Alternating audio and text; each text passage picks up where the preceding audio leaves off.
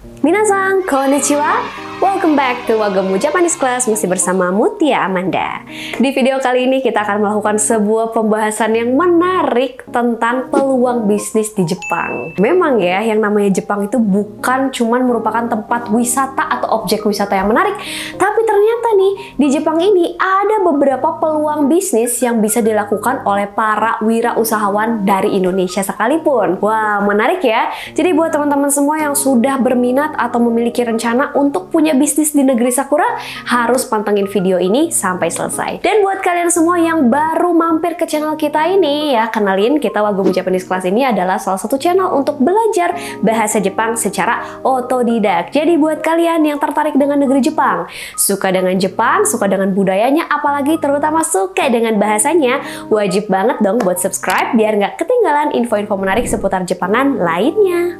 Nah, kita akan kembali lagi ke pembahasan ya. Sebelum kita buka bisnis di Jepang, of course, kita tahu kita ini warga negara asing ya, atau warga negara non-Jepang yang rencananya mau buka bisnis nih di Jepang. Pasti dong akan ada beberapa persyaratan-persyaratan yang harus kita penuhi dulu sebelum memulai bisnis. Ya, kalau kamu pun tinggal di Indonesia, mau di Jepang, mau di luar negeri dimanapun, yang namanya kamu buka usaha, katakanlah mau buka PT kayak gitu ya, pasti harus ada cara-cara tertentu dong. Nah, ini aku udah cari dari beberapa sumber yang ada di internet, dan disclaimer terlebih dahulu kalau misalkan ini kayaknya bakal butuh adjustment juga.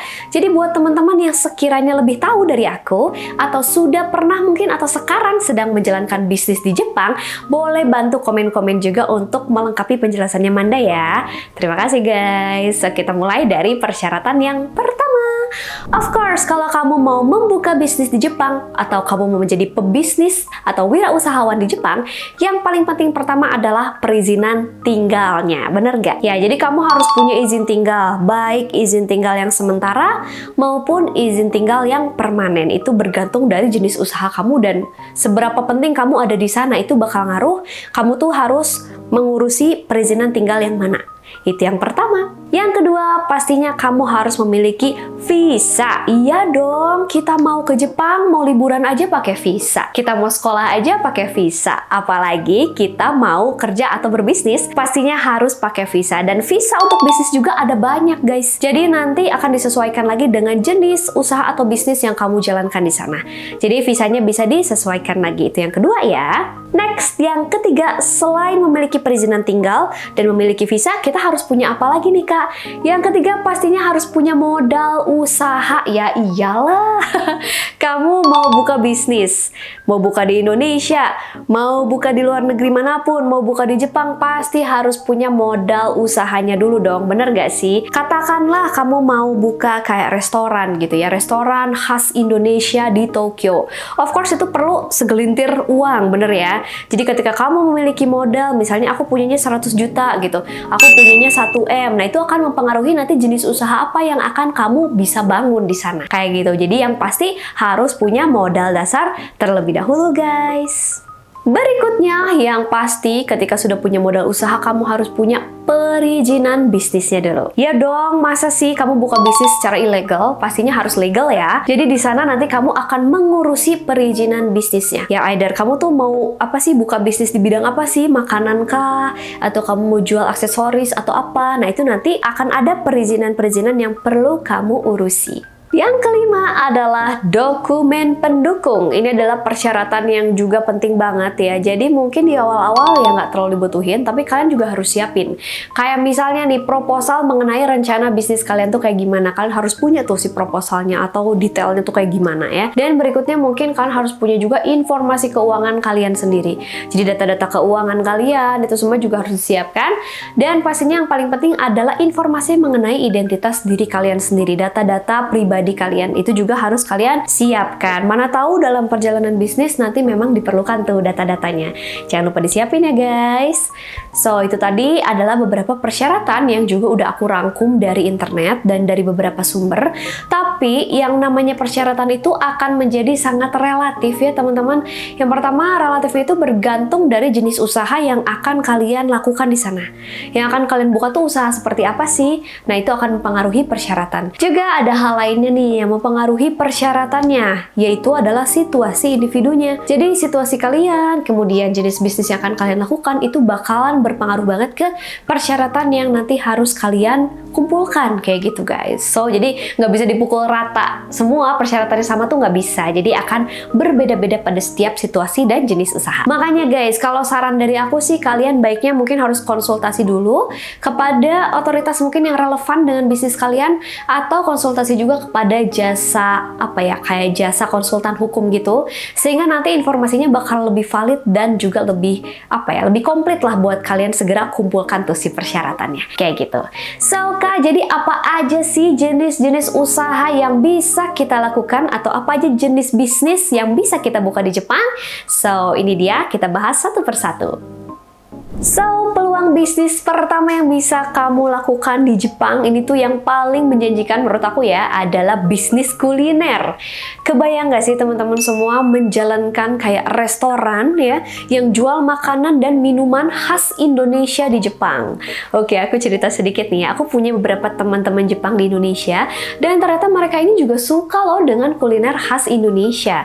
Oke, nggak cuma orang Jepang sih, orang-orang dari manapun, orang luar negeri, orang Indonesia sendiri, pasti yang namanya makanan itu adalah kebutuhan pokok juga dong. Orang-orang tuh pasti suka jajan makanan, bener nggak? Nah, tidak terlepas juga dari orang Jepang pun sama seperti itu guys. Dan ternyata memang mereka suka nih dengan makanan-makanan Indonesia. Contohnya apa nih? Contohnya teman-temanku tuh pada suka sama mie ayam, pasti ya. Nasi goreng. Kemudian suka juga sama mie bakso yang kayak yamin manis gitu loh guys. Yamin manis, terus dipisah nih ada kuah dan bakso-baksonya. Itu tuh mereka suka. Cireng aja mereka suka guys. Cireng, batagor kalau makanan khas Bandung, dan juga pempek ternyata mereka suka.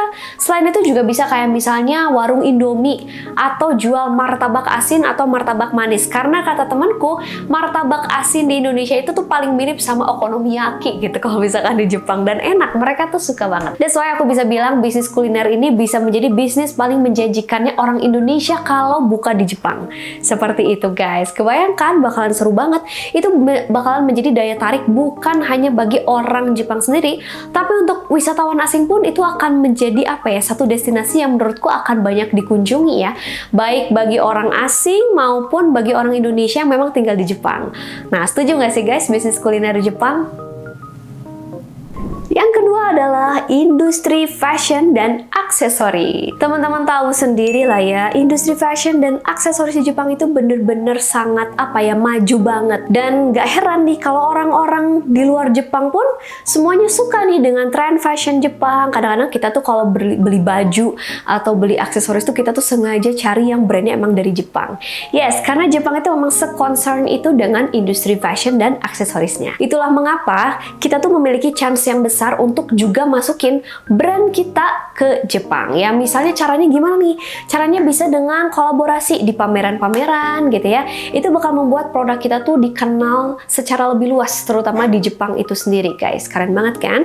Dan kalau misalkan kalian mau tahu, orang Jepang itu tuh suka loh sama motif batik. Jadi kalau misalkan mereka lagi datang ke Bandung, ke Indonesia pun mereka akan mencari oleh-olehnya tuh batik. Karena mereka memang suka nih dengan motifnya, baik dipakai sebagai teburukrosu, sebagai penutup meja, atau sebagai pajangan-pajangan atau dompet-dompet. Mereka tuh suka, katanya motif batik itu tuh unik dan sangat menarik untuk mereka.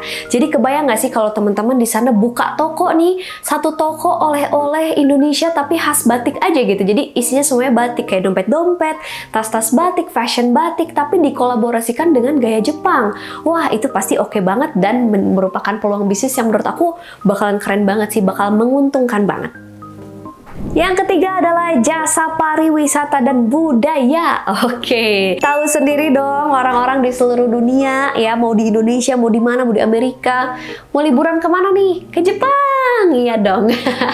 Karena memang Jepang ini adalah salah satu destinasi wisata yang menarik sekali ya. Sekalipun orang tuh misalkan nggak nonton dorama atau nggak nonton anime, tapi tetap pengen menikmati suasana Jepang. Mulai dari musim-musimnya yang cantik ya, seperti musim gugur gitu kan, musim salju di Hokkaido, kemudian musim seperti musim semi di mana kita tuh bisa hanamian di sana, lihat sakura sambil duduk-duduk di bawahnya. Itu tuh adalah salah satu selling point tersendiri lah buat Jepang, di mana orang itu pasti pengen ke Jepang lagi ya, biarpun udah sering pasti pengen balik lagi ke Jepang. That's why kalau teman-teman di sini buka usaha tour and travel ke Jepang ya, seperti itu bakalan laku banget guys. Apalagi kalau kalian bikin program kalian tuh berbeda dengan usaha tour travel lainnya. Katakanlah misalnya kalau tour travel lainnya kayak cuman bawa ke sana doang dengan paketan standar, kayak misalkan cuman main ke Tokyo Disneyland atau main ke tempat-tempat tertentu yang misalkan katakanlah sudah umum, kalian bisa nih inovasiin lagi dengan membuat program tersendiri. Misalnya kalian bikin kayak bisa sambil homestay nih, begini,